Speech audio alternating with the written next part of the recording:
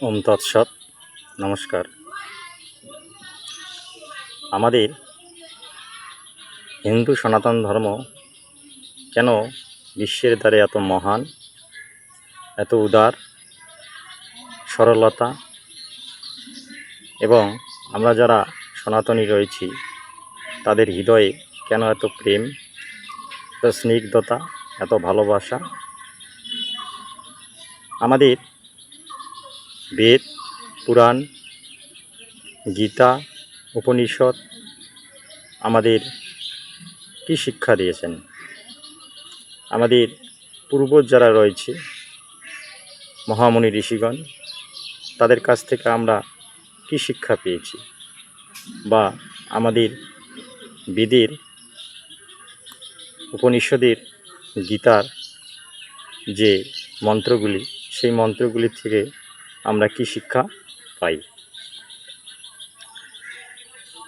না আমাদের সনাতন ধর্ম কেন এত মহান, সেই বিষয়ে আজকে আপনাদের সামনে দু চারটি কথা একটি মন্ত্রের সাহায্যে তুলে ধর। মন্ত্রটি হলো, বেদের একটি মন্ত্র হলো, মন্ত্রটি সমান মন্ত্র সমিতি সমানং মন সহচিত্ত মেষাম সমানং মন্ত্র ভি মন্ত্র এব সমানেন ব হবিষা জুহোমি সমানি ব আকুতি সমানঃ হৃদয়ানি বহ সমানামস্তব মন যথা বসু মহামতি।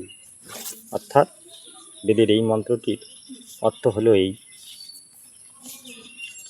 অর্থটি হলো তোমাদের সকলের মন্ত্র সমান হোক, সকলের মন এক হোক, এবং সকলের কর্ম এক হোক। এই মন্ত্রটি দ্বারা আমরা বুঝতে পারি যে আমাদের সনাতন ধর্ম কত মহান এবং কত উদার এবং সরল। বলছে যে তোমাদের সকলের মন এক হোক, সকলের মন্ত্র এক হোক, সকলের কর্ম এক হোক, এবং সবাই এক ঈশ্বরে উপাসনা করো। অর্থাৎ ঐক্য ছাড়া যেন ভারতবাসী বা সনাতনী যারা রয়েছে তাদের আর কোনো পথ নেই। এই মন্ত্রটি দ্বারা আমরা বুঝতে পারি যে আমাদের হিন্দু সনাতন ধর্ম কত উদার, কত সরল এবং কত প্রেম এবং ভালোবাসা নিয়ে বেদে মহামুনি ঋষিগণ এই মন্ত্রটি লিপিবদ্ধ করেছেন। এরকম হাজারো মন্ত্র আমাদের বেদে, উপনিষদে এবং গীতা মধ্যে রয়েছে। সেগুলি অনুশীলন বা অনুধাবন করলে আমরা বুঝতে পারি আমাদের সনাতন ধর্ম কী জন্য এত মহান এবং সরল, উদার এবং প্রেম ভালোবাসায় পরিপূর্ণ। অর্থাৎ আমাদের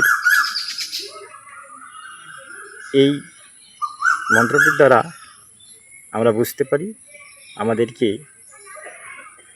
বেদের এই মন্ত্রটি যে বার্তা দিয়েছেন যে সকলেই সমানভাবে এক হয়ে চলতে এবং সবার মন, কর্ম এবং ঐক্য নিয়ে চলতে। আজকে এই পর্যন্ত। জয় শ্রীকৃষ্ণ। রাধে রাধে।